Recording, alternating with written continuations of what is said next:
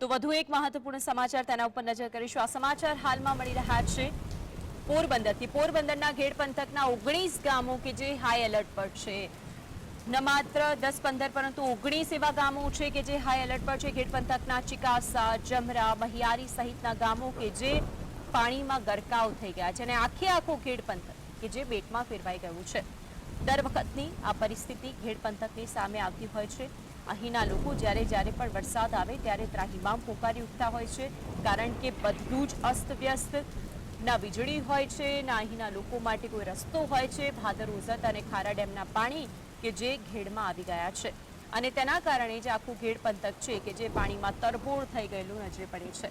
અહીંના વિસ્તારના જેટલા પણ લોકો છે તે લોકો કહે છે કે જ્યારે પણ વરસાદ અને ચોમાસું બેસે છે તે વખતે તેઓને તકલીફોનો પારાવાર સામનો કરવા માટે તેઓ તૈયાર થાય, પરંતુ આસપાસના દ્રશ્યો જ્યાં પણ નજર પહોંચે ત્યાં ફક્ત અને ફક્ત પાણી જોવા મળતું હોય છે અને તેના કારણે ઘેડ પંથકના લોકો ત્રાહિમામ પોકારી ઉઠે છે। આ સિવાય એ વસ્તુ પણ મહત્વની છે કે ગેટ સિવાય 19 એવા ગામો છે કે જેને પણ અત્યારે હાઈ એલર્ટ પર મૂકવામાં આવ્યા છે, કારણ કે આ ગામોનો સંપર્ક થવો મુશ્કેલ છે।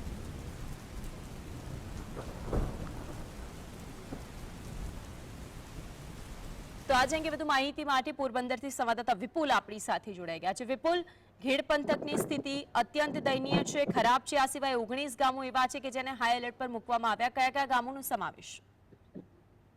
હા, ચોક્કસ જણાવ્યું કે પોરબંદરના ઘેડ પંથકમાં છે તે દર વર્ષે પાણીની પોઝિશન ખરાબ થતી જાય છે અને ખાસ કરીને જે ઘેડ પંથક છે તે સમગ્ર રીતે રકાબી આકારનો ઘેડ પંથક છે અને અત્યારે પણ જે હાલ છે વરસાદ રોકાઈ ગયો છે, પરંતુ ઉપરવાસના ભારે વરસાદના કારણે જે સમગ્ર ઘેડ પંથકમાં પાણી ફરી વળ્યું છે અને હાલ તો છે તે ઉપરવાસમાં જે પાણી જે છૂટશે ત્યારે બપોર પછી ડેમના દરવાજા ખુલશે અને ત્યારબાદ છે તે સમગ્ર જિલ્લામાં છે પાણીનો સાંજ સુધીમાં વસવાટ વધશે અને હાલ છે અત્યારે છે પોરબંદર થી ઘેડ પંથકમાં જનારો રસ્તો છે ચિકાસાગરેથી, ત્યાંથી તમામ વિસ્તારની અંદર અત્યારે ગામમાં પ્રવેશ કરાય છે તે જ રસ્તો હાલ બંધ થઈ ગયો છે અને જીએસટીવીની ટીમ છે તે રસ્તે પહોંચી છે અને હાલ તો રસ્તો બંધ છે અને સમગ્ર ખેતરમાં છે તે પાણી ફરી વળ્યા છે।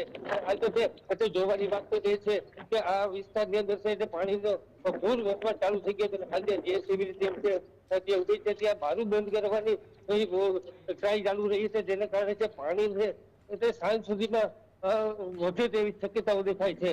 હાલ તો છે જે પાણીની આવક છે તે આપણે કેમેરામાં બતાવીએ છીએ તે પાણીની અંદર છે હાલ અહીં પણ ડેમના પાટિયા છે તે ડેમના પાટિયા છે તે પણ ગમે ત્યારે છોડી શકાય તેવી પરિસ્થિતિ છે અને હાલ તો છે તે વિસ્તારમાં છે આ મીઠું પાણી ફરી વળે તેના કારણે છે ત્યાં એક કહેવાય છે કે ખેડૂતોને દર વર્ષે દિવાળી પછી તે ચણાનો પાક લઈ શકાય છે।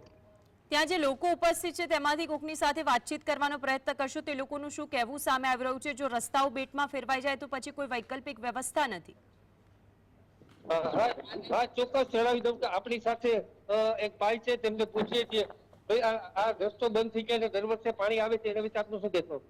આ રસ્તો દર વખતે પાણીને લીધે દરકાર થઈ જાય। અત્યારે તમારી નજરે જો પાણી કે ઘરે હિકાર રસ્તો તો આ રસ્તો દઉં બતાવો આ રસ્તાને લીધે આખું દરેક હિકાર રસ્તો બે કલાકમાં થઈ જાય। હા, તો ચોક્કસ જણાવી દઈએ કે આ વિસ્તારના રહેવાસીઓ કહે છે કે અહીંયા દર વર્ષે જે પાણીની પ્રોબ્લેમ થાય છે મોટા વાહનો જે હાલ એમ્બ્યુલન્સ આવી રહી છે તે એમ્બ્યુલન્સ અત્યારે રોકાઈ ગઈ છે અને અંદર એક પણ રીતે કોઈ પણ વાહન જઈ શકતું નથી। શું એમ્બ્યુલન્સ જવા માટે પણ કોઈ માર્ગ નથી? શા માટે તે ત્યાં રોકાઈ ગઈ છે? હા, ઇમરજન્સીની ચોક્કસ સ્થિતિ આવે તો એમ્બ્યુલન્સ પછી ત્યાં કોઈ હા વૈકલ્પિક વ્યવસ્થા નથી, તેને લઈને શું માહિતી છે આપની પાસે? હા, ચોક્કસ જણાવ્યું કે એમ્બ્યુલન્સ તો હાલ રોકાઈ ગઈ છે। કાલ સવારે કઈ એવી ઘટના બને તો તેના માટે છે તે અંદરના ભાગે જે બોટોને નાના પિલાડાઓ તૈનાત કરવામાં આવ્યા છે, તેને લઈને કઈ પણ એવી અઘટિત ઘટના બને તો તેને સારવાર માટે હોસ્પિટલે ખસેડવા માટે વહીવટી તંત્ર છે તે દર વખતની જેમ આ વખતે પણ નાની હોડીઓ તેમજ પિલાણાઓની વ્યવસ્થા રાખે છે, તેના મારફતે હોસ્પિટલે પહોંચાડવામાં આવે છે। જી આભાર વિપુલ, આપ જોડાઈને વિગતો જણાવી તે બદલ। તો આખરે ત્યાંથી જે દ્રશ્યો સામે આવ્યા છે પોરબંદરની અંદર પણ ઘેડ પંથકના રસ્તાઓ પાણીમાં ફેરવાઈ ગયા છે અને જો હજુ પણ આવી જ પરિસ્થિતિ રહી તો પછી રસ્તાઓ પાણીમાં ગરકાવ થઈ જશે અને લોકોને અહીંથી પારાવાર મુશ્કેલીનો સામનો કરવો પડશે।